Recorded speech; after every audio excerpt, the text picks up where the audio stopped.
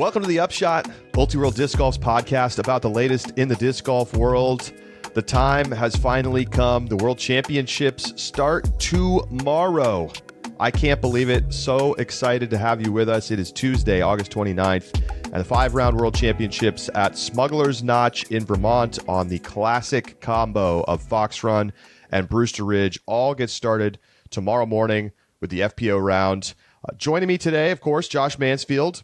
I'm Charlie Eisenhood, and we got a special guest, Brian Earhart, joining us for the episode. Brian, of course, a DGN, jack of all trades, a little commentary, a little on-course, a little of this, a little of that. Brian, welcome back.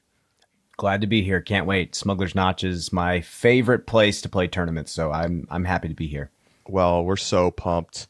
Before we get into all of our World's preview chatter, I do want to just talk about the silver event from this past weekend, the American Flying Discs Open. 50th time they ran this tournament. Pretty awesome stuff. And a couple of new winners to the tour. No surprise there. A lot of the big names sitting it out, but some amazing disc golf from Ezra Robinson as he takes down the win in MPO with authority, to be honest. And then Chantel Budinsky, known to some from her YouTube channel as Miss Frisbees, gets the win over in FPO. Brian, you were on the call this weekend. Ezra, I feel like I say this a lot. Ezra didn't play against a full field, but his level of play was good enough to win, even if everyone had been there, as he averages, what was it, Josh? 1073? Yeah, 1073. It's his highest rated tournament average in his career, as well as a 1092 final round, absolute scorcher to take down that win. So, Brian, tell us about what you saw from Ezra this weekend. So I've played with both of these brothers for a while, and I said it during the broadcast, but I think a lot of players, when they play with Isaac, they were like, I knew Isaac had been good for a while, but I didn't know he was this good. And Ezra kind of lagged behind a bit. He was more power-oriented, so he sprayed a bunch, and I just remember him being like close to being like super good.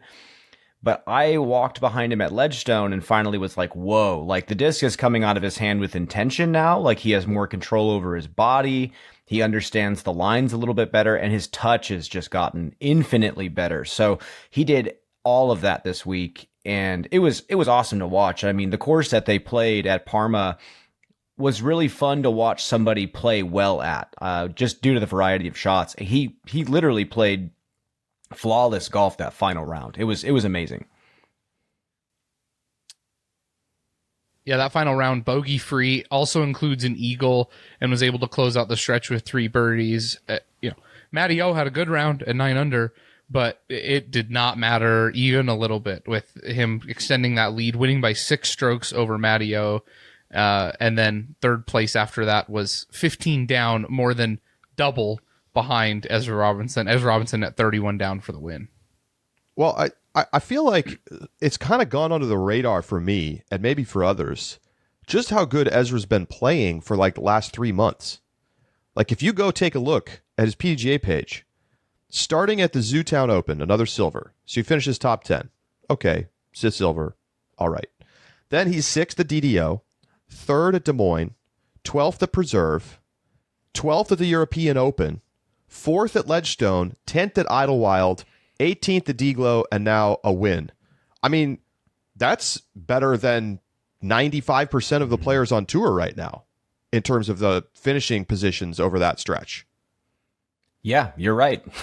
I think 4th place at Ledgestone, though, is indicative of how he could do this week.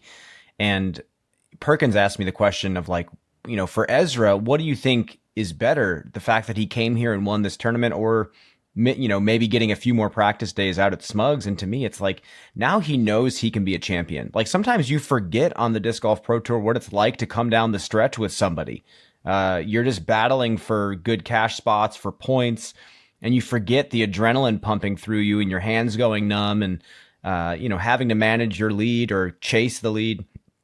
So I think the fact that he got the confidence to know that, oh yeah, I am a champion. And yeah, no matter who showed up, he joked in his interview that if Isaac showed up, it would have been terrible for him because he still would have lost. So I like the swagger. And I think going into this week on a property that's very similar to what they saw at Ledgestone, maybe on even a smaller scale, like I think he's going to be a sleeper this week. I think it's going to be a big week for him. Ezra is now 11th in the Pro Tour standings, ahead of Matty O, who he beat this weekend, Adam Hammes, Chris Dickerson, Ezra Aderhold, Kevin Jones, Aaron Gossage, James Conrad. Like, he has been really good. And as you point out, Ryan, he showed out on an open wooded combo layout at Ledgestone. And of course, we know that's what we're going to get at the World Championships. So we'll talk more about him a little bit later in the show. Chantel Budinsky, playing against a very thin FPO field, still manages to put up a 1,004 final rated round. And, she's been somebody who's been on the grind, like playing a ton of tournaments on and off the tour, doing her YouTube thing, and is now, getting this silver win. I wonder, do you think she has what it takes to be a player that becomes part of the conversation at the bigger events against the full lineup of FPO? So my personal opinion after watching her this weekend is I see early career Missy Gannon in her, like the way she approaches the game.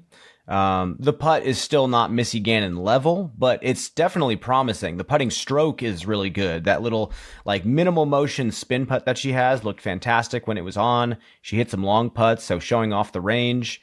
But really, she chose very simple lines with the distance driver. She didn't go too flippy. She wasn't trying to shape the disc too much. She threw very consistent distance lines with, decent amount of carry.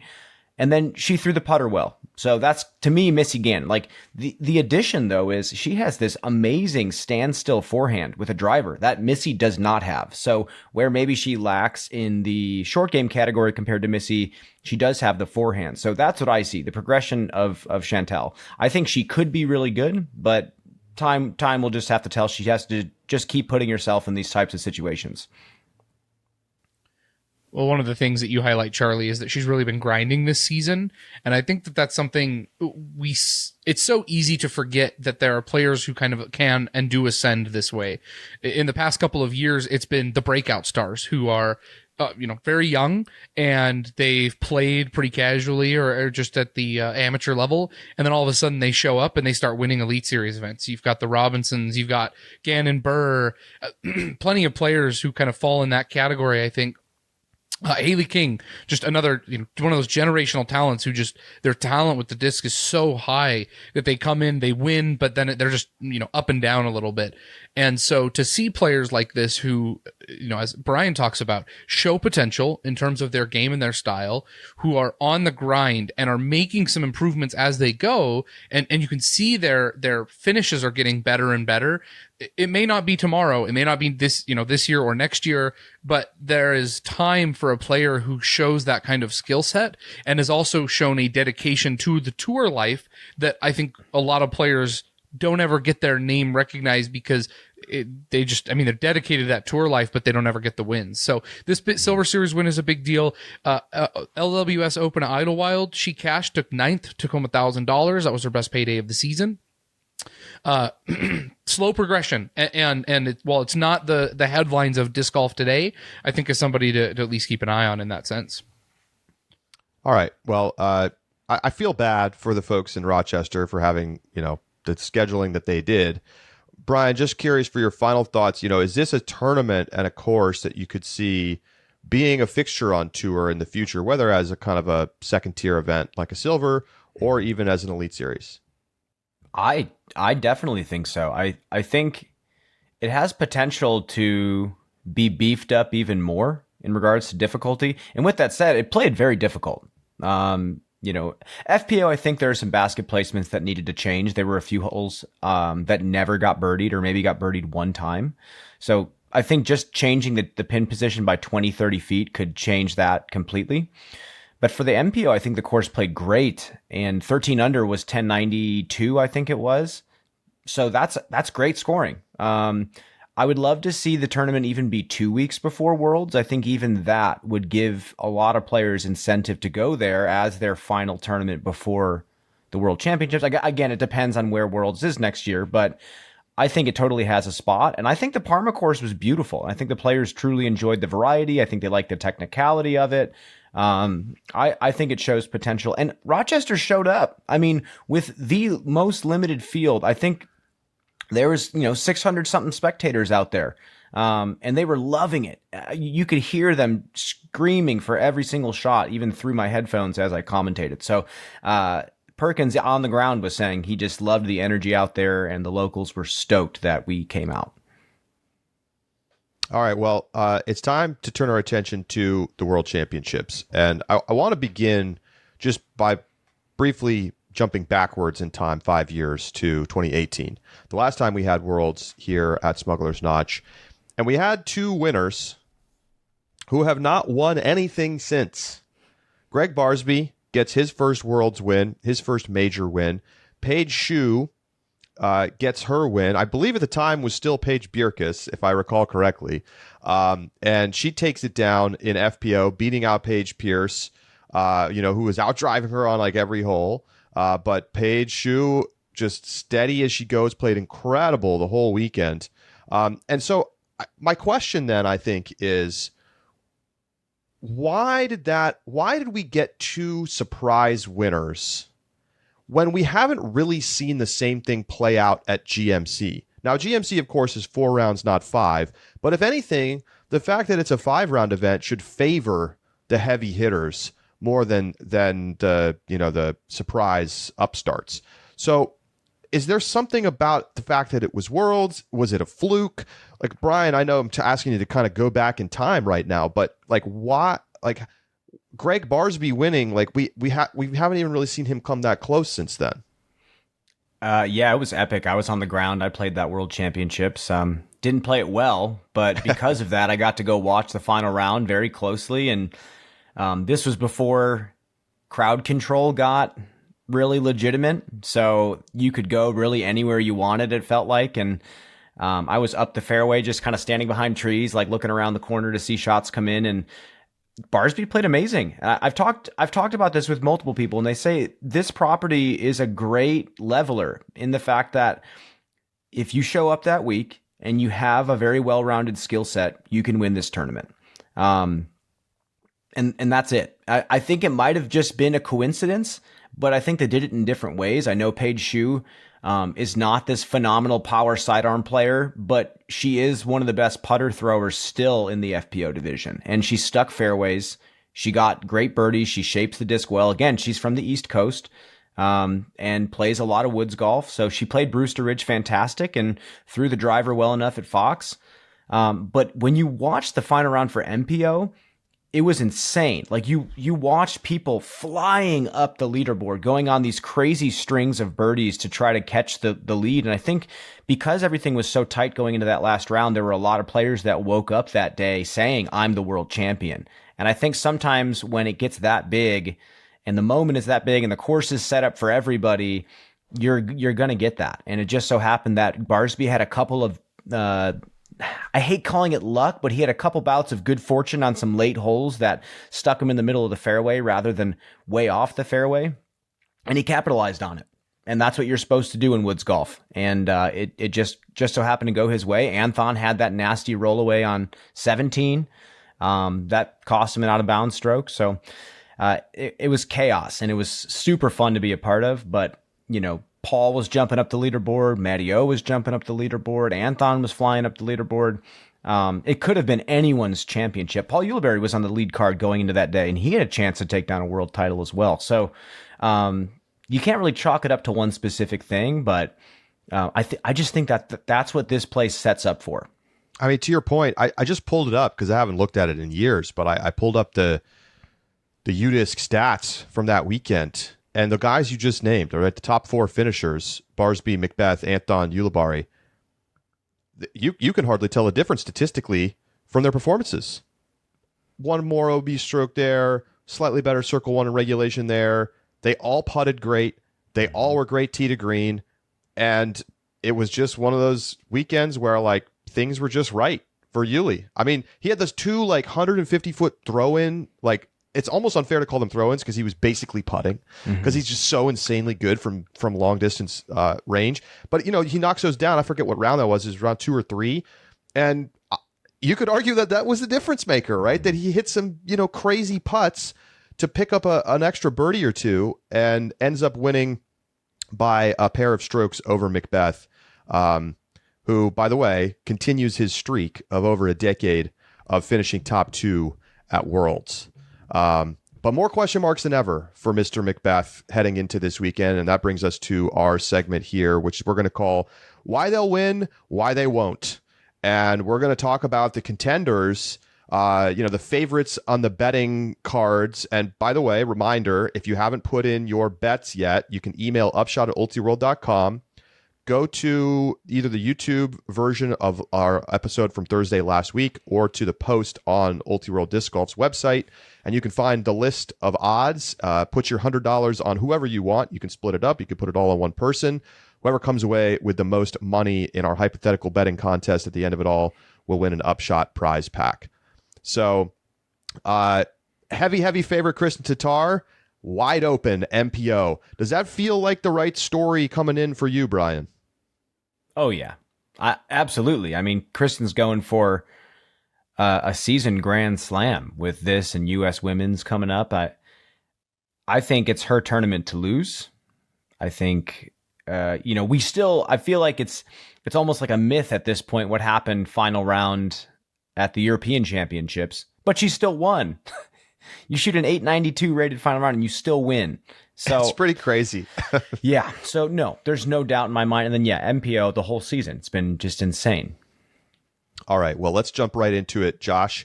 I'm gonna let you have him. I'm gonna give it to you. Calvin Heimberg. Why is he gonna win? Why and why not? Yeah. Why he wins. Calvin has been the week-to-week best player this season. And it's not even really been a question. He is still almost 200 points ahead of second place in the Pro Tour Championships. He's at 1,100 points with Isaac Robinson at 933. He's dropped a handful of third place finishes because he's just been playing so well. Week in and week out, Calvin's always there. And that's the case of if you want to win Worlds, you've got to stay in contention. And I see no reason why Calvin won't be in contention. He feels like a lock for a top 5 and very high odds for a podium finish at least. Why he won't? Well, it's because Calvin seems to struggle at the majors. European Open comes in with the lead, has an opportunity, and comes out flat. And as Brian kind of highlighted, in 2018, it was a very close field going into the final round. Lots of people who had that opportunity. And if Calvin comes out flat in final round, he is not going to be the world champion this year. That's what's going to stop him from winning. I will just add, this was Calvin's, for me, breakout tournament back in 2018. When he got the eagle on hole 7 at Fox Run, and it was in the lead after round 1, we interviewed him on this podcast. And it was like, wow, this is a soft-spoken gentleman from Florida who's just coming out of nowhere to be in the lead at the World Championships. Obviously, he didn't go on to win, but that kind of announced his presence, and he's just been so awesome and gotten better every year, it feels like. On the other hand, he has not really played that well on these courses over the last few years. 7th, 6th, 7th, and 14th last year, which, he hasn't really been in the top level, I might win it contention. Still top 10s, but, it's there's so much pressure on Calvin to show up and play well. And I think that's going to be the biggest challenge for him, is like, can he handle the pressure, especially given what we just saw at European Open, where it felt like he just went so flat in a spot where he was the heavy favorite to win coming into the final round. Let's keep it going. Next up, Paul Macbeth. Brian, why will he win? Why won't he? He will win if he shows up the way he showed up in Norway, that final round, and gives us something spectacular. But he's going to have to do that for 5 rounds. And this is why I think, on the other side, the reason he won't win is if he shows up and doesn't bring the consistency that he used to have so often. It feels like we get glimpses of that flow state, and it sometimes gets to a point where you're just wondering what he's thinking, making certain decisions, missing, routine putts that you'd think he'd make. So it's been a real grab bag of a year for Paul Macbeth. I mean, he's still won tournaments, but it's 5 rounds out here at some courses where anything can happen. He plays very well here, but so can a lot of other players. So no jab at him, but he's going to have to really, really show up this week. All right. Ricky Wysocki. Well, I think it's easy to understand why he'll win. This guy loves playing at Smuggler's Notch, and he won this tournament last year by 3 strokes over Chris Dickerson at GMC. He's pretty much always in the conversation at Smugs, and frankly, I think he showed us at times this year that he's got the, vintage Ricky still there, right? And we haven't seen it week to week like we used to, 3-4 years ago when he just always seemed to be at the top of the leaderboard. And it, the way we talk about Calvin is how we were talking about Ricky. Mm-hmm. And so I certainly think that he's got what it takes to play at that level, and particularly on these courses, do so. Why won't he? Well, I mean, let's just be honest. He's on a serious majors drought. We have not seen him play his best at the majors. He hasn't really been in the mix at Worlds in quite some time. And so he hasn't necessarily been playing his best disc golf coming into this event. So I think, you have to balance those two things. Like, does he have the confidence from playing here well in the past enough to overcome the fact that he hasn't been that sharp over the last couple of months? Next up, Josh. Let's talk about Gannon Buhr.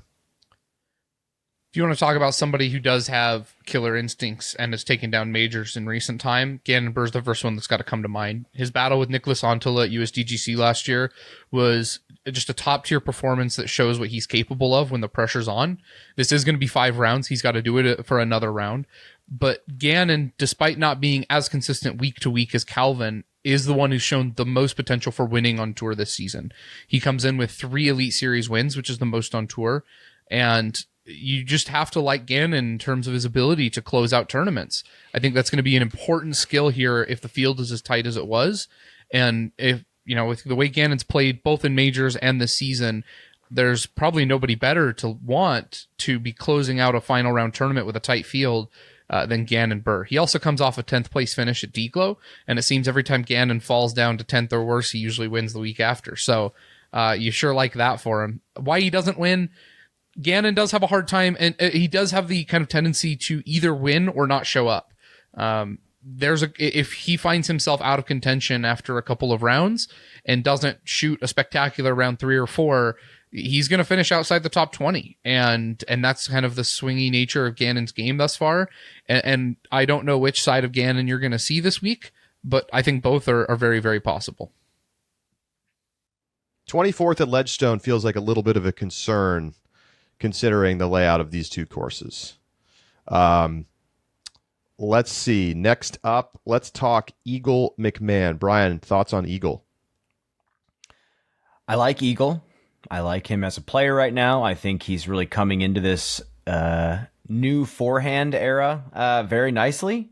I think he threw the disc very well on both sides at Deglo, but historically he has openly mentioned that he doesn't play great at this property. It's been kind of like a mental block for him. I know he's had some recent successes there, still hasn't won. But just the history is why he won't win. But the reason why he will win is because he's Eagle McMahon and he is putting out of his mind right now. So I think that could save him in some certain situations.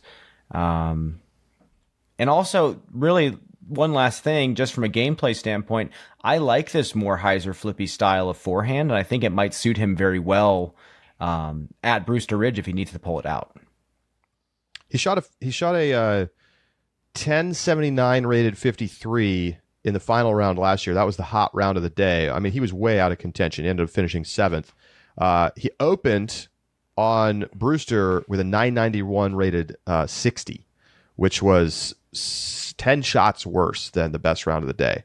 So, I think there's always some concern, and it was a long talked about thing in the past, Eagle in the woods. I think that has kind of gone to die, but I think some people are still going to be a little bit hesitant to pick him, given that, he has put up some kind of poor numbers, particularly at Brewster in the past. He definitely has gotten way better throwing different shapes with the backhand out of necessity. And I think that's going to bode very well for him as well. I think just the way he's playing the game now suits way more types of courses. Now that he can throw flatter, he can throw the mid, he can pop the nose up. Like, he has different options now. So I'm interested to see him break the mold a little bit and defy some expectations. All right, let's talk about Chris Dickerson. So, look, Chris Dickerson has proven major pedigree. Chris Dickerson has played fantastic at Smuggler's Notch and just generally on the East Coast, really in his entire career. He was second here at GMC last year. He won it in 2021. He was fourth here in 2019. This guy plays great at Smugs. And we are seeing Chris start to figure it out a little bit. It has been a tough season for Chris. I mean, if you're looking for a reason to say he won't win, the reason is that he has just not been the same player that we've seen in the past. But what do we see lately? He's top 10 at European Open. He's 8th at Ledgestone. Yeah, he stunk at Idlewild, but then he was 3rd at D-Glow. When you think about the way that he started to pick it up a little bit after kind of a rough, particularly middle of the season, I see no reason that you couldn't pick Chris here. Like, I think he's one of the value plays on the board in terms of betting, because I would be surprised if he wasn't in the top 10 after 5 rounds. And if you're talking about somebody you think that they're going to be in the top 10, well, then you definitely should consider them for an overall win pick. So, can Dickerson show up at the majors? We know he can. Does he have enough in the tank this season when, things really haven't been going his way and he hasn't won on tour yet? Well, that's going to be the question for C-Dick. We got 3 more for MPO. Josh, Simon Lizotte. Simon feels like a lot of the same story of Gannon. He's somebody who's shown the opportunity for killer instincts, can get the win, and has won twice already this season. He also has wins from previous seasons, last year notably, as kind of that breakout season after the return from injury, where he won at MVP, which is a course that I think sets up well when you compare some of the skills that are going to be required, especially at Brewster. That shows Simon has potential. Unfortunately, Simon has kind of a notable trend at the majors where he also doesn't play great, and he has not been traditionally good at GMC. In the past 3 years, his finishes are 51st, 14th, and 26th. It's just not good enough. His best event rating is a 1035 a 1047 back in 2019, excluding Worlds just at GMCs, and that was his 5th place finish. That is not going to cut it here. He is going to have to play better. He's going to have to play better than he's ever played at Smugs in order to take down the win here. He's coming off of a win at D-Glow, and that's Fox Run kind of esque. I mean, he has shown he can perform on courses that can be combined into Smugs. Can he put it together for 5 rounds and do it this weekend? Well, I guess we'll have to see, but I think he's got more working against him than he does for him at this event. He's never won a major. I mean, that's the other big thing. Like, can he overcome what could be a mental block? That's going to be a big question mark. All right. How about James Conrad? I'm not sure. This is the contenders list. Does he deserve to be on this list, Brian? It's been up and down for James. He deserves to be on this list because he's one of those guys that seems to come alive when big competitions arise. And this property is something that he loves. He's happy to be here. Is he a favorite to win? No. I think just the field is getting really, really good, and James is just going to have to work really hard to win a world title here. But he did win in Utah, which is a very similar concept. Wide open, OB laden, windy, and then woods at the fort. So I mean, yes, he's someone that could win, but I think we'll tell very early. We'll be able to see where he's at after round 1 or 2, what type of mindset he has coming into the week. All right, and the final player we're going to put on this list We've got more to come in our dark horse and sleepers conversation, but Isaac Robinson. Isaac already won a major this season. Isaac has been playing the best disc golf of his career without question. He is looking like one of the best woods players on tour. I mean, the way he carved up the fairways in Appling was just remarkable. And he's been all over the top 10 this season. Third place at Idlewild, seventh at D-Glow. You have to like what his game has looked like this season, and we know that he's confident enough to step up there and take down a major. So we've seen him play well on the open courses. We've seen him play well on the woods courses. Can he put it together for 5 rounds? Can he, let's just be honest. Champions Cup is different than Worlds. They both share an M next to their name, but it's just a different beast. And we all understand that. So we haven't really seen him step up to that top tier level at the biggest events of the season. That's still the test for him to pass. And I think it's a reason to be skeptical that he could do it. Still coming up in the disc golf scene in some ways. But man, he's certainly got the tools to win when it comes to just the ability to hit the gaps and stay in the fairways. And I see no reason that he couldn't handle these courses well. He's only played at GMC once. It was last year. He finished second. The one thing I want to add about Isaac real fast, if you were to just be a first-time disc golf watcher this season and knew no history of disc golf in any previous seasons, when you look at the resumes of these players, Isaac probably has the best resume going into Worlds. He's got the major, he's got wins on courses and top finishes on courses that closely resemble Fox Run and Brewster Ridge. Like, in a snapshot of this season, Isaac might have the best resume going in. Now, of course, there's a lot of years of history that we've got and experience we've got to take into account. But for this season alone, Isaac looks great. All right, time to go over to the FPO division. And Brian, I'll let you have Kristen Tatar. We all know why she could win. I mean, you make the case, but I think the question is, why wouldn't she? That might be the hardest question of this podcast. It's going to be a couple things. Either she has someone closely on her heels that plays a phenomenal 4 rounds, then final day, something similar that happened at European Championships happened, and someone else just continues to play well. Again, we've been talking about it all season long. She doesn't make foolish mistakes. And over 5 rounds, those add up. Even if it's 2 foolish mistakes a round, that's 10 strokes over the course of a championship. And she doesn't do that. I talked to Owen Scoggins this week. She actually came over to a friend of mine's condo at Smugs and sat down and talked some disc golf with me and was saying she's just really smart. The way she plays the game is just very high IQ. She has every shot but doesn't need to use it.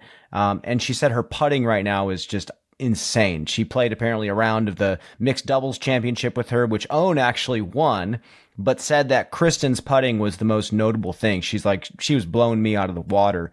So somebody's going to have the week of their life, and Kristen's going to have that one final round where something slips and she doesn't quite capitalize on opportunities. So this is her tournament to lose.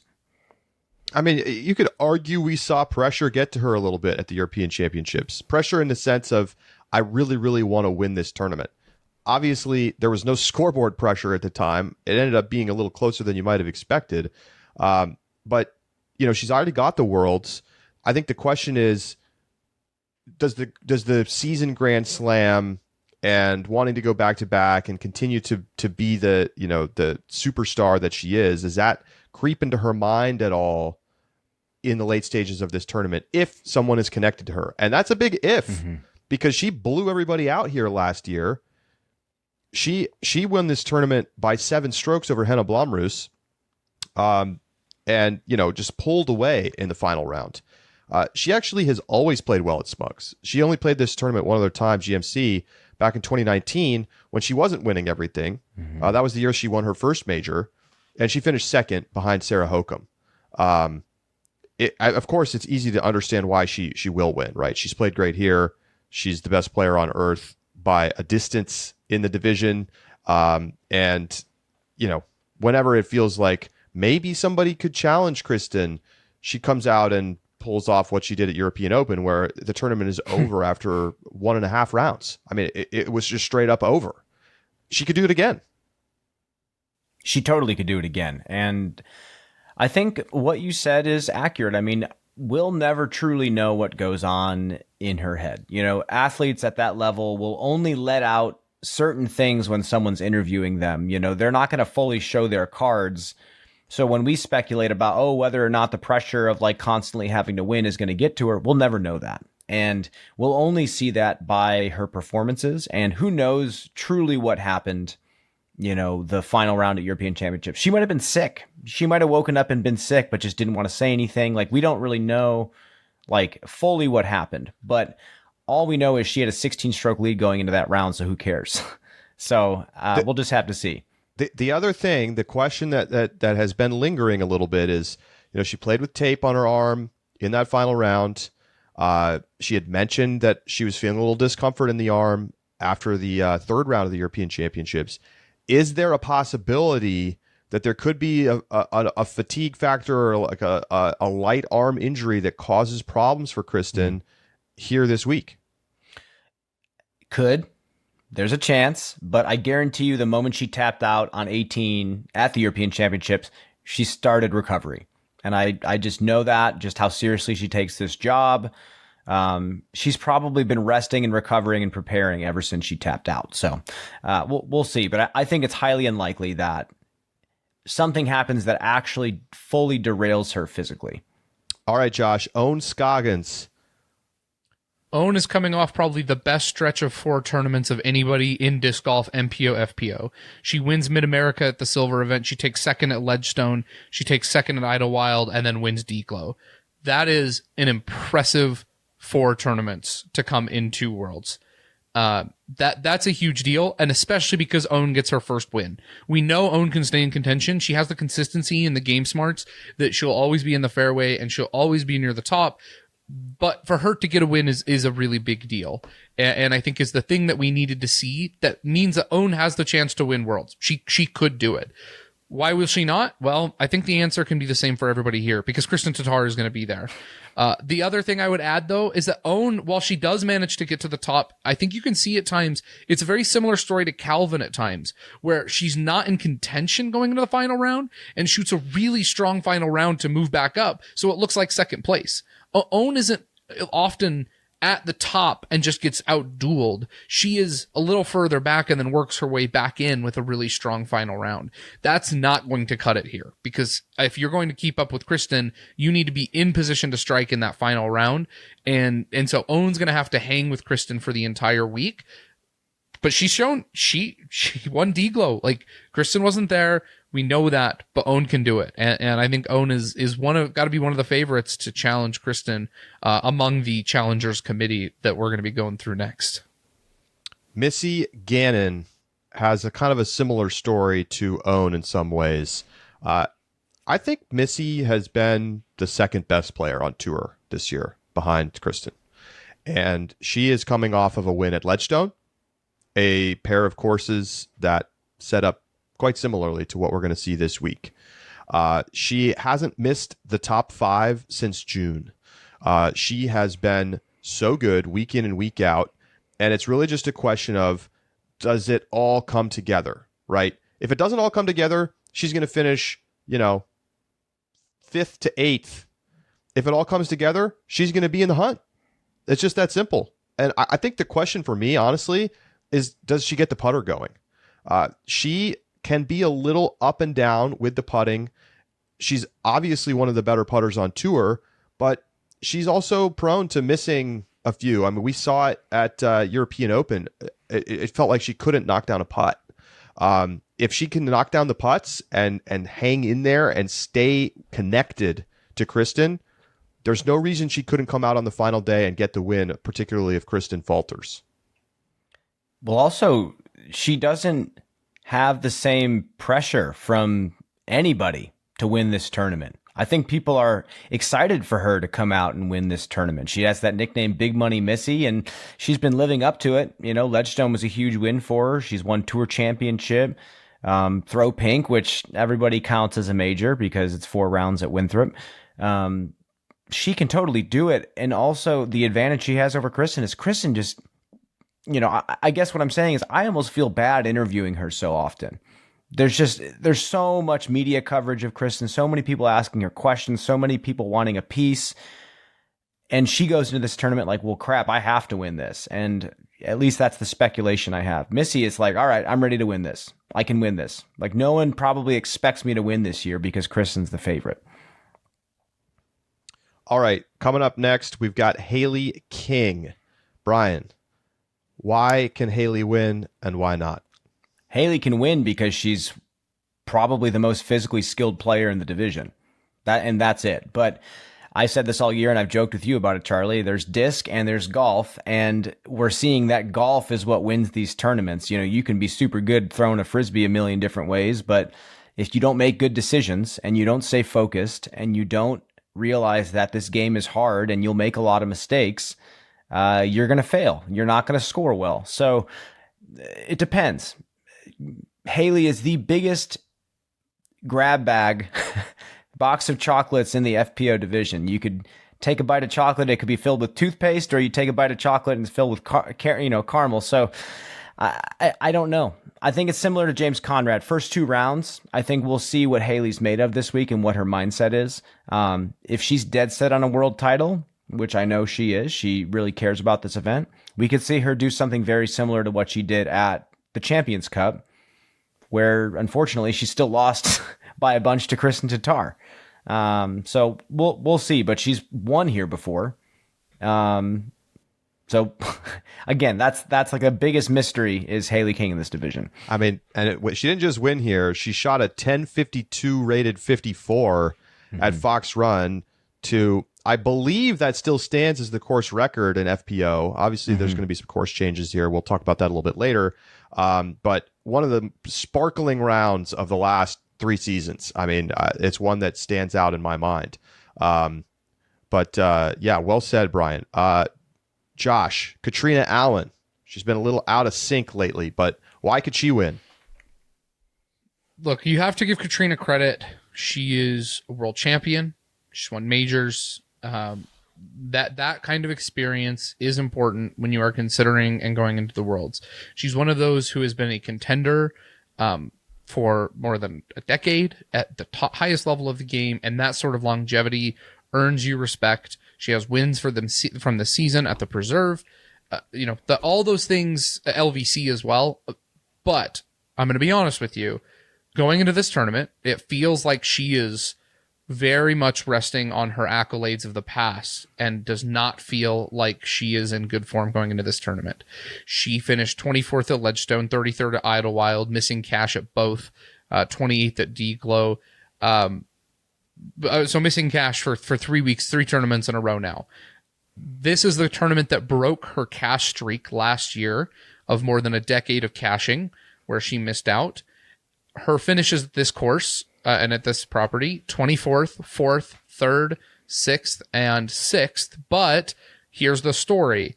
Last year, she was 30 strokes off the lead. The year before that, she was 12 strokes off the lead. That's her closest margin to the winner at Smugs in the past 5 years. The year before that, she was 17 strokes off the lead. The year before that, she was 20 strokes off the lead. I mean, the problem is, even though it shows that she took 6th back in, 2017 or 2019, in reality, it's not even that close. She took 6th at Worlds here. She was 19 strokes behind Paige Bjerkes. Katrina doesn't play well here. She hasn't been playing well the past 3 weeks. And while she has to be on this list because of her past and her accolades, I think that she's got a lot working against her going into this weekend. All right. And the final player we're going to put in the conversation for contenders is Valerie Mondahano. Now, it's easy to understand why Valerie might not win, right? The level of competition right now, she hasn't played that much so far this season. She, at Green Mountain in the past, she's only played it once. She was 5th here last year, but didn't even come close because Kristen just blew everybody away. But on the other hand, Valerie feels like a player where if she plays her A game, like we saw when she just won at Idlewild, shooting 991 in the woods, why not? Why not? Now, she's definitely been a little inconsistent. It's hard to come off of an injury like this, but I just feel like she's one of the few players on tour who really has the entire skill set to match a Kristen Tatar if she puts it all together. She can be one of the biggest drivers on tour. She can be an incredible putter.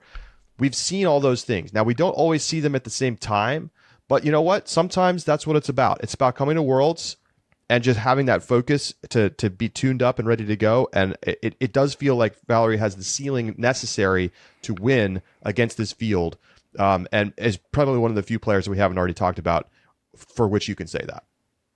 I think the big scoring is going to come from Fox Run for her. I think, her shooting so well at Idlewild makes sense to me. She's a great woods player. She's won at Waco. That's no problem. Can she deal with wind? Can she keep the disc in bounds? Can she stick fairways? There's a couple of shots on Fox Run that are really tricky, and OB is hard to not find if you're trying to get somewhat aggressive and score out there. So I think she's going to have to throw the long drivers well, and that's something that Kristen's just done phenomenally well all year, so it's going to be no problem.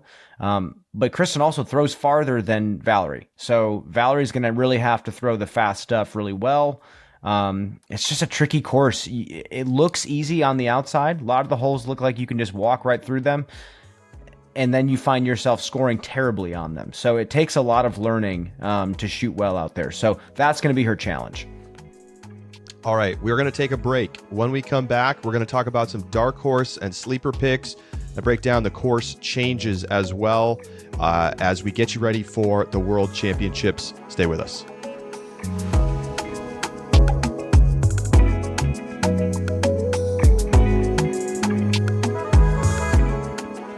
The Upshot is presented by Pound Disc Golf, makers of the best bags in the sport.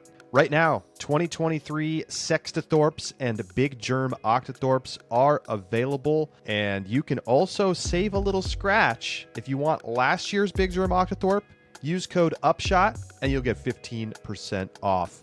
Get yourself an awesome bag today over at pounddiscgolf.com. Again, save 15% on the 2022 Big Germ Octathorpe using code UPSHOT.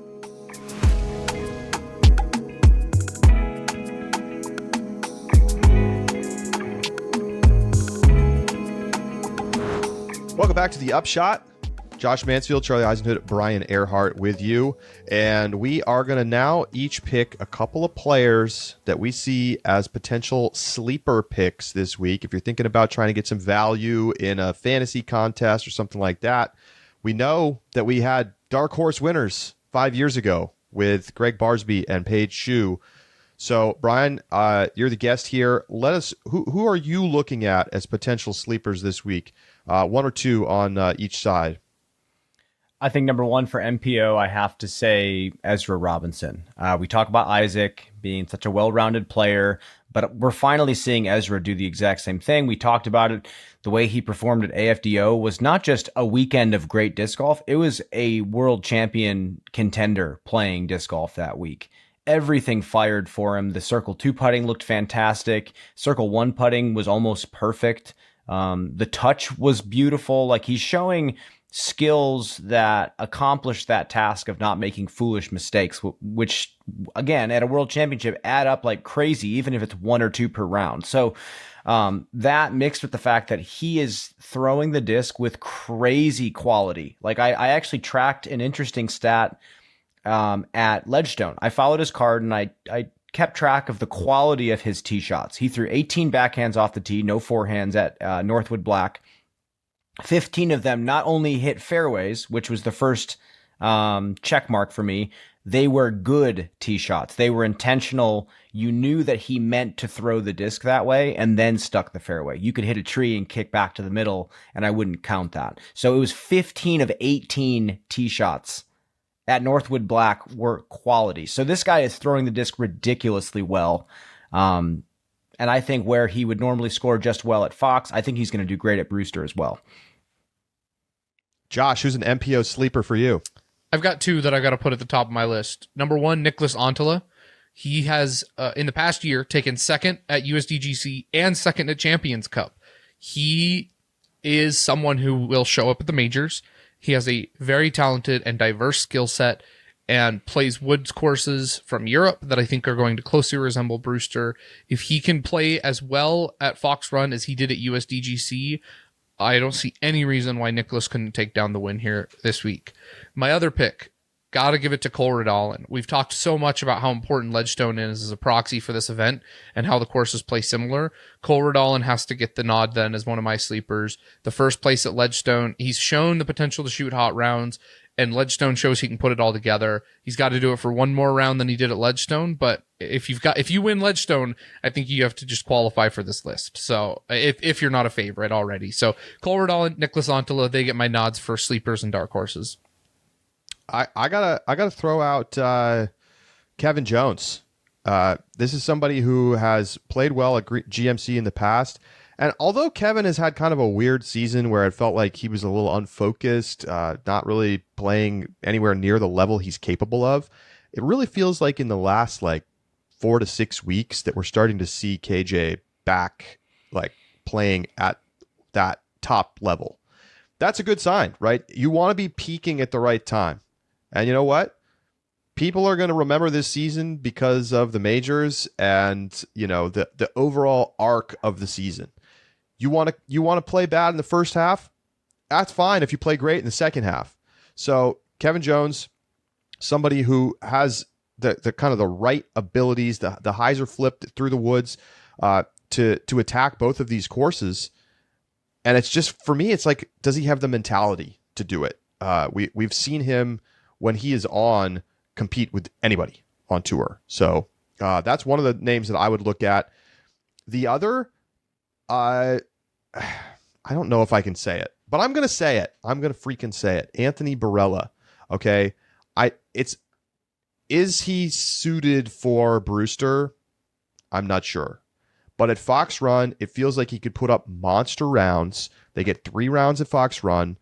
We've seen him just absolutely shredding over at the European Open. And yes, I know it ended in heartbreak and misery, but he's eventually going to get one. Mm-hmm. He's just too good not to get one. And he can power down, he can disc down in the woods, throw putters, throw mids. And it doesn't feel like he's going to win because everyone just has this narrative in their mind of him just blowing himself up either with the putter or with some kind of critical mistake down the stretch. But let's remember how young he is, how talented he is. Don't be surprised if he's in the top 5 hunting on the final day. You got one more, Brian, for MPO? Cole Redallen was the one that I picked, that Josh said. Man, we can go big sleeper, and I'll say Andrew Marweed as a player that has a potential to shoot well. He seems to pop up at random times and play extremely well, like he's been there all season long. One of the best putters in the division. Backhand is solid. Forehand is unbelievable. I think he's just going to have to score well at Brewster. I think there's a lot of lefty hyzer type shots. From my perspective, lefty forehand type shots, forehand hyzers, and he's going to have to lean in the backhand a bit more. But I think Marweed has it's a long shot, but that's my final sleeper that I'm gonna pick. All right. Well, on the FPO side, I've been kind of batting this one around. I won't steal anybody else's thunder, so I won't name the name I was thinking about. But what I'm going to go with, Silva Saarinen. Okay, Silva just finished second at the European Championships. I think there's a good case to be made that Silva is the second best player in Europe right now behind Kristen. She has arguably surpassed Evelina and Henna. And that doesn't mean that she's beating them every time or that she's always winning when Kristen's not there, but the trajectory has been swift for Silva. And let me tell you what I think, why it's particularly impressive to me. When you look at what she did at European Championships, where she did finish 5 strokes ahead of Evelina, 10 strokes ahead of Heidi Leine, 15 strokes ahead of Henna. She did a little of everything, and her putting was insane. She was 95% C1X, 30% Circle 2. Those are MPO numbers, okay? She outshot Kristen on the putting green by like 11 strokes. And obviously, Kristen's ability tee to green just overwhelmed everybody. But Silva, because Brewster isn't going to demand quite as much in terms of distance, I think she can be competitive. She really profiles well like a Paige Shue who won here 5 years ago. Not necessarily going to be the biggest bomber, has enough distance, can keep it between the lines, and if she can putt the lights out, that might be enough. So she's my sleeper pick, somebody that I don't think anyone is going to see coming.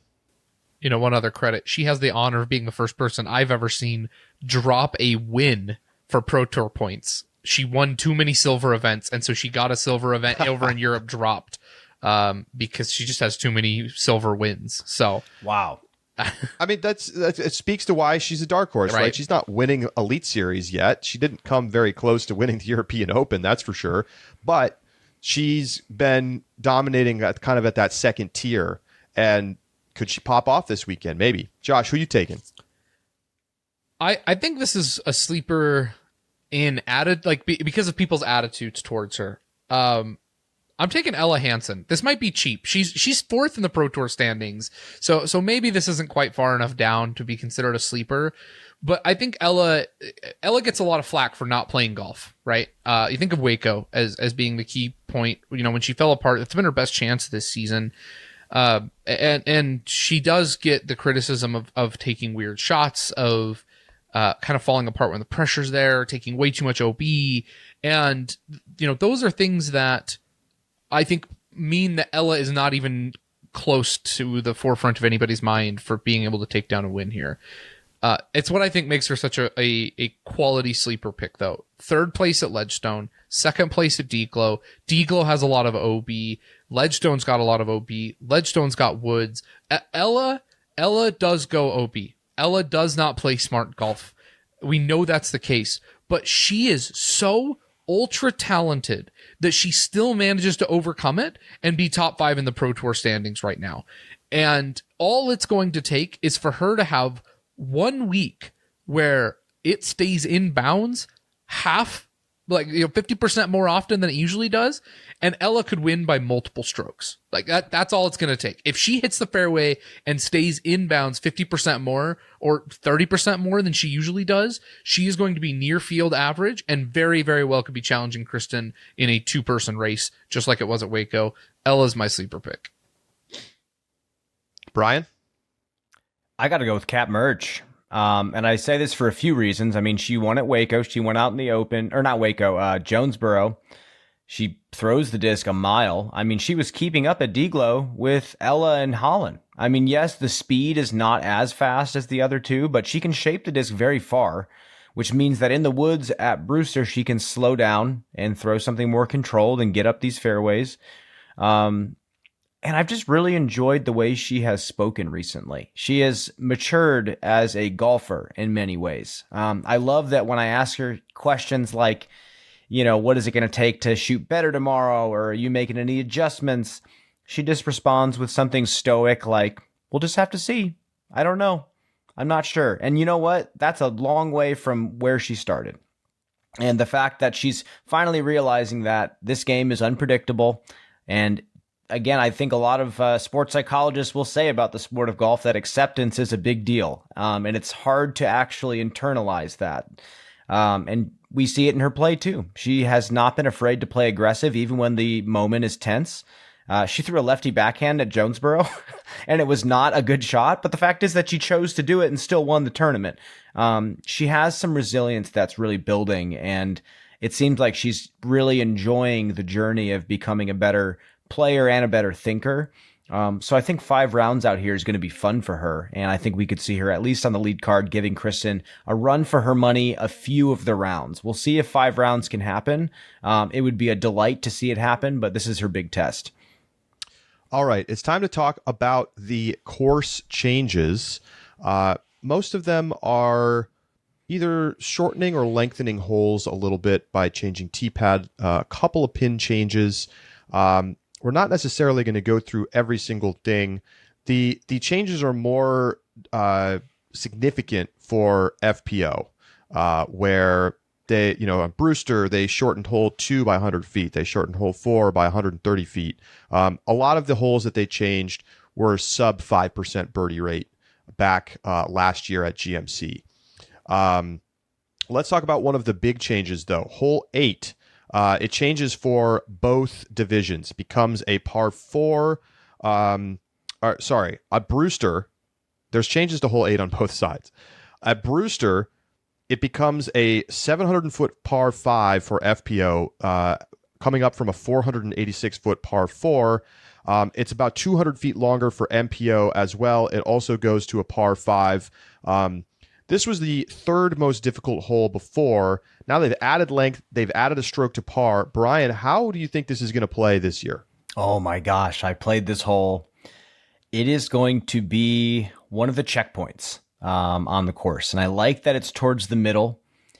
Someone on a hot start's going to have to survive this hole if they want to keep going. It is so far, and it's so uphill. The basket is tucked back even farther. I thought the pin originally was in the original location. So when I saw the longer tee pad, I was like, oh, someone's totally going to eagle this. And then I walked up and realized, oh my gosh, it is way back there. They did a great job of clearing out the green. It looks like it's been there for forever. But it will not get eagled. That's going to be my prediction. If somebody threes it, my brain will melt and fall out of my ears, Charlie. It is going to be a very challenging hole, especially if you hit early. Another big change is over on Fox Run. Hole 12 gets a lot different. So for FPO, they're playing the tee pad for last year's MPO. So it's about 100 feet longer for FPO. They've added a stroke to par, but a similar hole. But for MPO, it's about 300 feet longer and had been turned into a par 5. It still has the same basic shape, but they took the tee pad from kind of the edge of the inbounds area and moved it so that you have to throw across OB into the island. On the YouTube side of things, we'll show it to you here. Brian, how do you feel like this hole has changed based on the way that they've moved the tee pad? I think for FPO, it's going to play well. I think it's going to score very well. And I'm all for looking at the statistics and saying, wow, this hole never got birdied. We need to do something about this. And I hope that we see more birdies. I hope we see more variety. MPO, I actually have no idea. I do not know how this is going to play. I love the idea of having to clear OB and land yourself in an area. It challenges the driving element. It adds more pressure. But yeah, I don't know. We'll see how many more birdies or how many less birdies it gets. But that's the one that I was a little confused about. Go ahead, Josh. Yeah, the one thing I wanted to add, and Brian, you can absolutely correct me. You've played this course, but this is the one where it's got kind of, so it's got that center OB area, and it's got the wall of trees on the right side. So you really do have to kind of push the left side OB in order to have a straight look at the basket on the green, previously being that par 4. I worry that the second shot, I don't know how easy this drive is going to be. That's the part that I just can't really conceive of right now. If this drive is easy to put inbounds, I worry the second shot is going to become quite boring because there's not enough risk and a reward to try and push for the second island yet. And so you're going to see a lot of people just throwing the second shot to the same landing zone as the previous tee, as the old tee from the tee, but it's only going to be 250 feet. So just a short layup. It takes away the risk of having to push that left side, and then everyone's going to have a straight across shot. I worry that this one is going to be a bit too easy to birdie now, a little bit too routine, and that the eagle is just not going to have the risk reward that makes it worth it to go for. That's what I'm getting at. It's like, who knows if someone's actually going to want the eagle on that one. And that's the tricky part about course design. Absolutely. You never know how a new change is going to play out in regards to risk reward until the whole field comes through. So of course, when you make a new change, you're going to get some criticism because it's easy to theorize about something. And the other thing in disc golf is, are you factoring in consistent wins on a specific shot? Like hole 1 at Maple Hill is a great example. On paper with no wind, sick hole. But a lot of times when the wind picks up, it's generally a headwind, and it is so hard to get a 3 on that one. So you see so many players laying up to the mouth, or like hole 1 at Jones Supreme. If you remember that one, we don't play anymore. It was so sad to see players just chipping a 200-foot hyzer to the bottom of the hill and beating the field, So we'll see. That's why I'm a little unsure about this one. What else would you point out, Brian, from anything that you've noticed, having seen the courses, that feels like it's notably different besides kind of tuning it for birdie rate? I mean, tuning it for birdie rate is one thing. Hole 8, I think, is the biggest change at Brewster Ridge. I think that's the one that really blew me away. That is going to go from a pretty tough par 4 to one that like someone's round can get completely derailed on.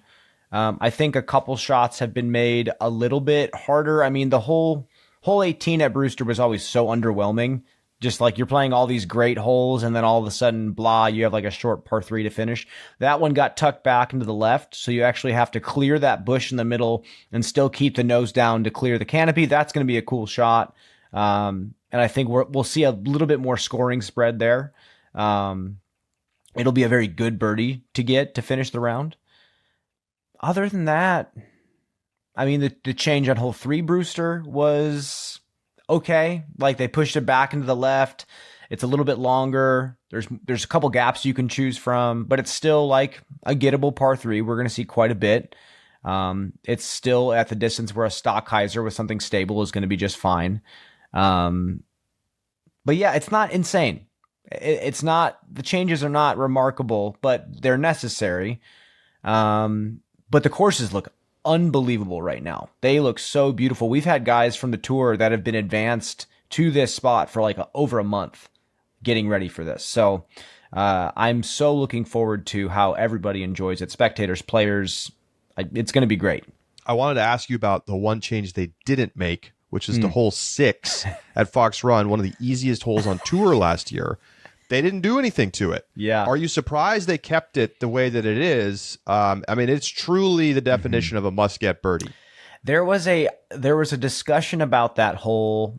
There's really not too many other places you can go with that.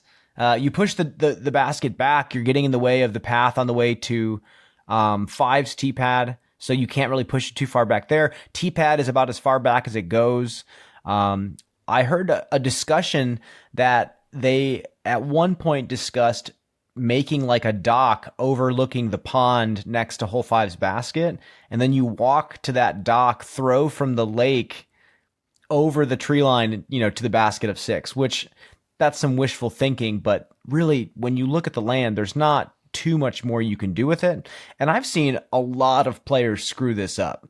And that to me is snowball material. I've seen people miss that one and get so angry with themselves that it destroys them for the rest of the round. So it's fine the way it is. It's not a good hole. I mean, it's not a world's caliber hole, but I mean, we just come off the European Open, which hole 8 was like a fairly easy must-get birdie, and if you didn't get it, you really feel like you screwed up. And I don't know. I think there's room on the course for something like that.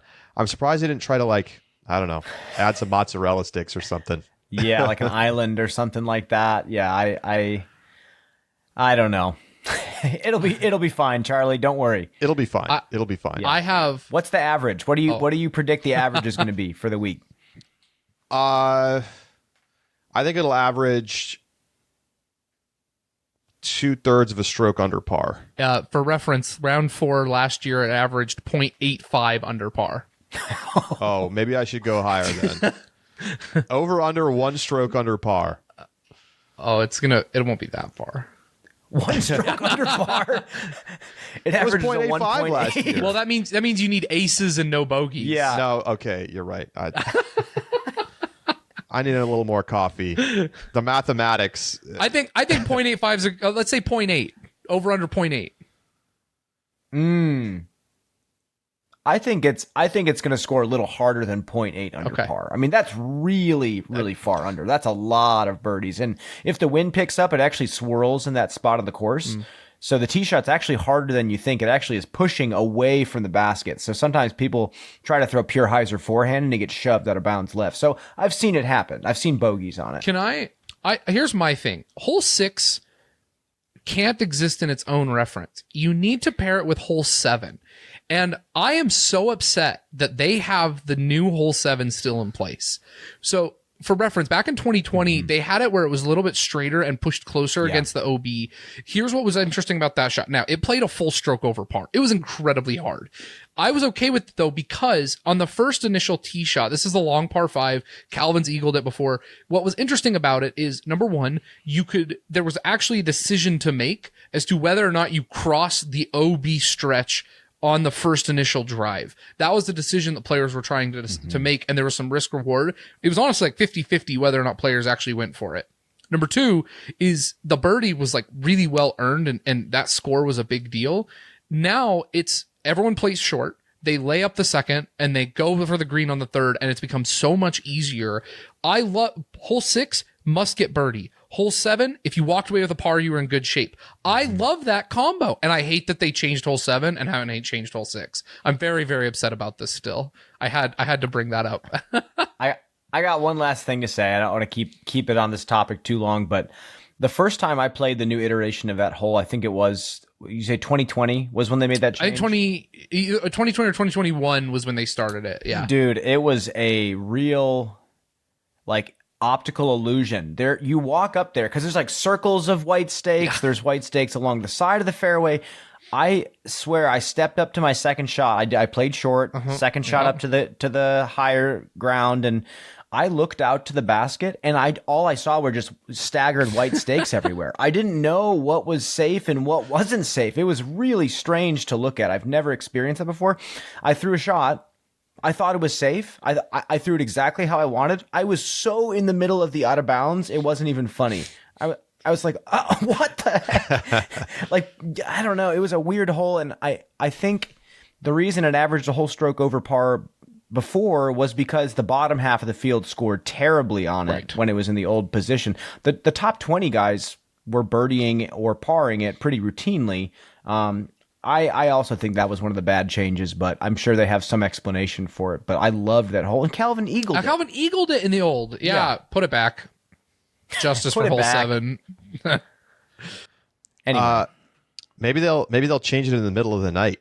You know, they'll go out there with a spray can and spray a new OB line. I don't want to bring that up. Too soon, Charlie. Is it? Maybe. Too soon. All right. It's time to get to our official over-unders. We have 4 over-unders this week. Just quick note, remember, if James Conrad wins a major and Calvin doesn't this season, I have to go to visit Josh in Pocatello. However, if Calvin wins a major and James Conrad doesn't, Josh has to come to New York City. So keep it in mind. I feel the odds are in my favor, folks. Over-unders, here we go. We've been waiting to do this one for a long time. Over-under, Paul Macbeth finishing at 2.5. Josh, he hasn't missed the top 2 in over 10 years. Where are you going?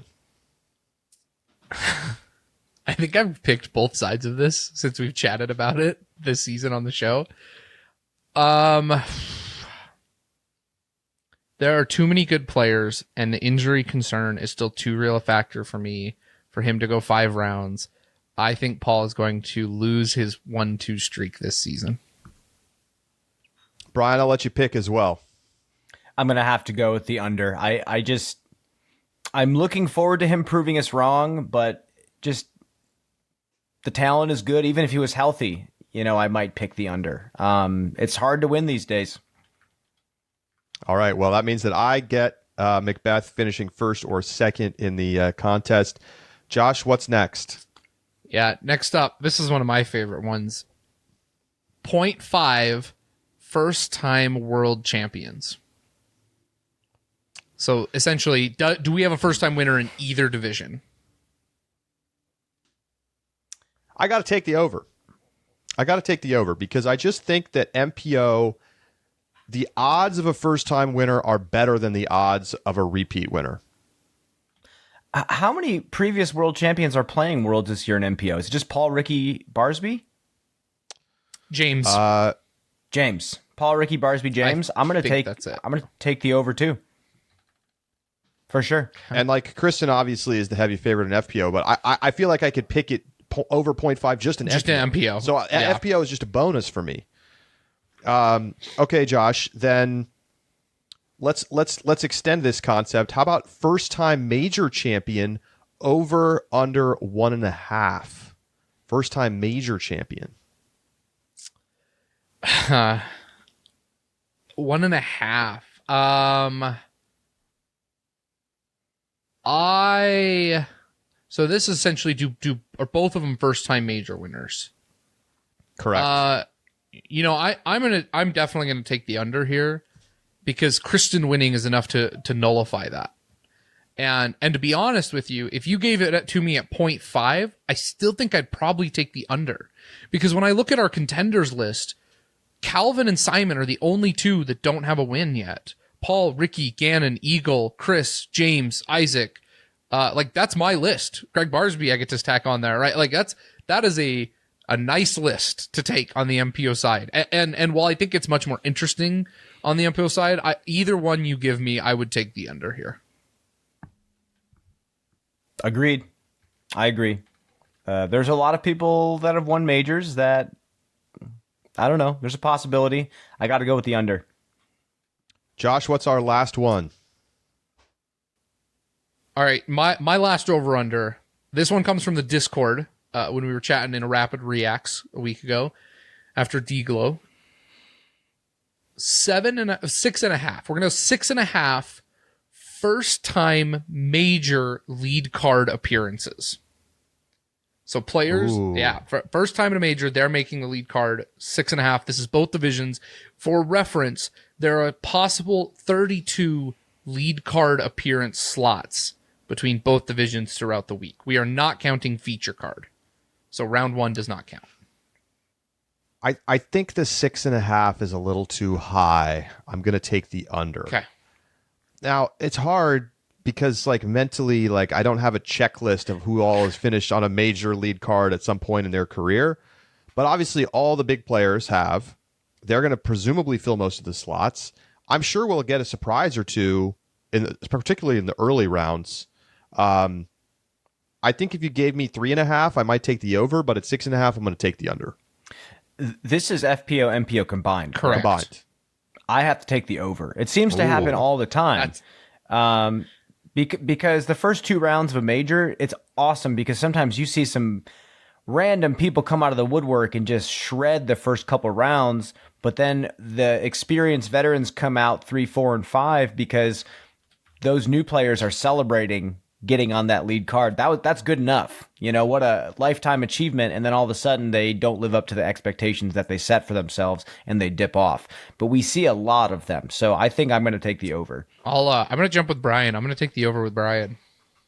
Well, you have to because I took the under. Yeah, but there's 3 of us. So I had to do, this is the first time we've needed a tie break from the person who made it. That's right. Fair. So, Brian, you got any over-unders for us? Yes, and we'll do this separately, MPO, FPO, because it is different. Over under, the winner of each division putts 50% from Circle 2. Over 50%, under percent. For the weekend. Under 50%. Yep. We're seeing it more and more. We are seeing it more. FPO, I go under.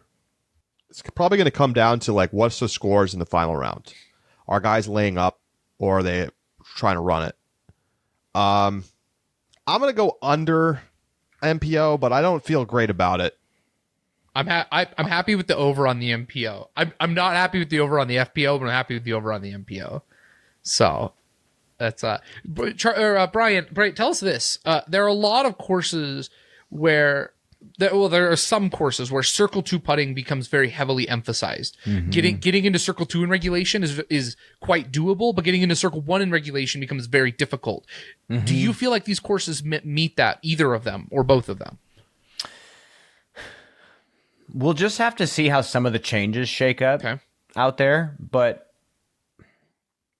you see a fair amount of Circle 2 looks out at Brewster. I mean, you're just not always going to pure the shot.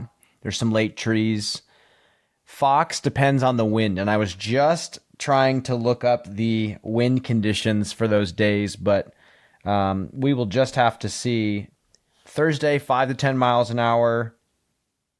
Winds almost non-existent on Friday. 5 to 10 again. Light and variable. So I think I'm going over MPO. I think somebody's going to have a couple rounds of just insanity of like 75%. Evan Scott did that recently. Had like a 75% weekend or something from Circle 2. But FPO, I still think it's going to be under. But I think the winner is going to be close to that, maybe in the low 40s or something like that. For reference, last year, Ricky won with 54% Circle 2 putting. Isaac won with 53% or second place with 53% Circle 2 putting. And then Linus and Alden Harris both had 53% Circle 2 putting, finishing inside the top 11. That's so gross. That's so disgusting. I should have looked at the damn stats. Charlie, I went with my gut. I would have been so angry if you had stuck me with under on the MPO and over for the FPO, though.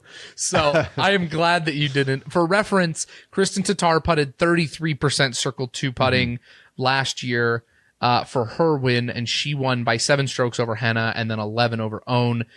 She was the best in the field by 6%. Missy was in second by 27. The thing is that the FPO winner definitely could shoot over 50%. Like, we have seen, like, Kristen, Own, you know, I don't know how many other players I would put in the conversation for being able to hit 50+%, but like both of those players definitely could, and they might be the 2 top favorites. Especially with the changes, as Brian noted, to Brewster, right? That now the FPO gets so many of them shortened. We identified 6 holes for the FPO side that have been shortened or have gotten strokes back and changed in some way. I think that is going to greatly favor the odds of FPO getting closer to that number. Just the greens in general are not that insane. You know, the greens are not these giant mounds. We don't really see that too often out there. So we're not going to see people laying up as many 50, 55 footers. We're going to see a lot of people running putts like that. And yeah, I just checked Wednesday as well. A little bit of rain, potential thunderstorms on Wednesday, 5 to 10 miles an hour. So that's the max amount of wind we're going to get, it looks like. It's going to be hot scoring if we don't see any wind in the Fox Run rounds. All right, it is time. Before we let you go, we got to make our picks. Podium picks for the World Championships. I've been batting it around and forth in my head for weeks. I still don't necessarily feel great about it in MPO. I just don't know where to go. But Brian, you're our guest of honor, so why don't you go first? Why don't we start in FPO? We'll ramp up. All right, first place, I'm going to go Kristen Tatar. That's no brainer. Second place, I am going to go Missy Gannon. Third place, I am going to go Owen Scoggins. I think we're going to have pretty similar picks, folks. Josh, the stats don't lie. I know. Josh, who are you taking? Well, Brian stole my thunder. I would go 3rd to 1, but I'll just tell you, it's the exact same. Brian and I got the same picks, so I'm feeling real good about mine. Owen in 3rd. I think she's going to stay in the mix, but it'll be the case that I just don't think she's going to be close enough to really challenge. Missy in 2nd. I have to give her the nod above Own because of the Ledgestone win. That just feels like that's going to carry here, and I think Missy's going to do well. And big money Missy, she comes for the payouts, but I don't think anybody's touching Kristen Tatar this week. Look, I'm taking Kristen as well. I'm sorry, that's just you on a 5-round tournament. You can't not take Kristen. You know, if there was some reason to believe she was actually hurt, maybe I would go somewhere else. But there isn't. There's nothing. There's the glimmer of hope that somebody else will win. But we have just seen her, no matter what kind of question marks you have coming into the event, you know, she shows up in the first round and shoots 10-10 rated, and it's already separation and it's over. Let's take a look. What's guess the UDisc probability win percentage for Kristen Tatar? 70. 86. 5. You guys split the difference. 77%, with Owen Scoggins in 2nd at 8% and Missy Gannon in 3rd at Wow. third percent. And so you know what? This was not intentional, but I'm going to be following the UDisc win probability picks. I'm going to put Owen Scoggins in second and Missy Gannon in third. Okay. So we have the same podiums players-wise. I've just got Owen over Missy. I just think Owen's been playing better over the last month. Not that it's that big of a difference, but Owen has looked awesome. And she's came on this podcast and said that she felt like Brewster was like playing super easy for her. I just think the game is coming to her right now. You know, she's just going out there and she's just executing exactly what she's trying to do. I don't think she has enough in the tank from a speed perspective to challenge Kristen at Fox Run. And there's just going to be bonus birdies out there for Kristen. And that's really going to be the difference maker. But Owen could, if Kristen falters, Owen will be there, or Missy, or both. And so it does kind of put the onus on Kristen to play at the top level of her abilities, which she has done at the majors this year, for sure. I mean, let's just remember, she has absolutely obliterated the field in both of the majors this season. Neither tournament, coming into the final round, it was like, all right, victory lap, both times. So let's go to the much more challenging MPO side. Over on UDisc, there are 5 players north of a 10% win probability and no players over a 20% win probability. Wow. And that feels right. It feels very even, flat, uncertain. It's going to be an incredibly exciting Worlds. Brian, give us your podium. We're going to have Gannon Burr is going to win his first world title here. He got 6th place last year at GMC, and he missed, well, first off, he lost by 5 to Ricky Wysocki. He missed 6 Circle 1 putts that week. And, you know, minus a couple other, you know, unforced errors. There were some scrambles that he messed up as well. He's the best putter on the planet right now. Given he doesn't get like 6 spit outs, you know, given the buckets catch his stuff, I think we're going to see a new world champion. Second, I think it's going to be Ricky. I think I talked to his caddy enough, Fern at D-Glow, and Fern said he feels extremely healthy. He feels extremely focused, and it sounds like he's getting to a very good point at the right time. And then third, we haven't talked about this guy all day, but he got 2nd place last year. I believe he got 5th at the World Championships in 2018. Matt Oram. Like, when is it going to be his time? Love it. And I think this is going to be the week. I mean, if he gets hot early, his Circle 2 putting last week looked insane. Like, I believe he was 50% on the weekend, maybe even better. He was like 8 for 16 or something like that. Something insane. And I think he's going to do that again here. He podiumed last year at Worlds, and he finished 2nd at GMC last year. Good podium pick. He's a shed guy, though, Josh. He's a shed guy. Who you taking, Josh?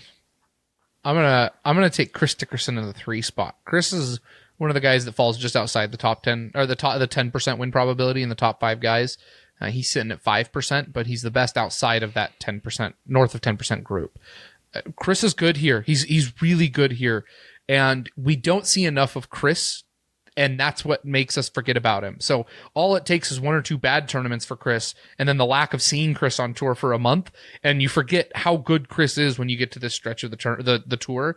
And combine that with how good he's been at GMC, I think Chris has got to be up there for me. I give him the 3 spot. Number 2, I give it to Isaac Robinson. Won a major.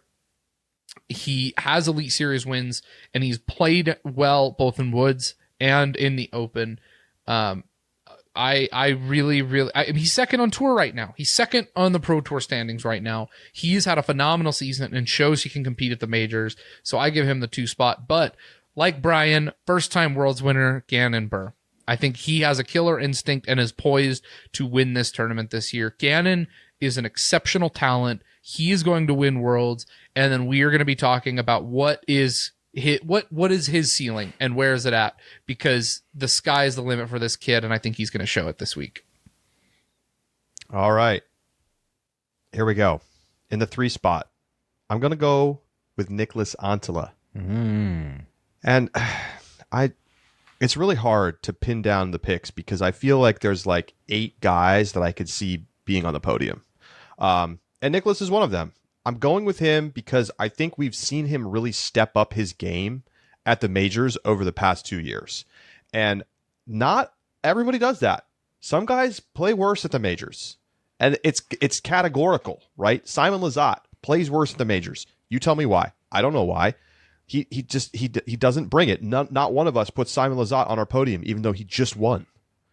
And it just you don't trust him to bring his best game, and it's hard to understand exactly what that's about. It's the same way that Paul always seems to step up. But yes, Nicholas Antila for me in the 3 spot. I just think that he's got the ability to carve the lines on both courses.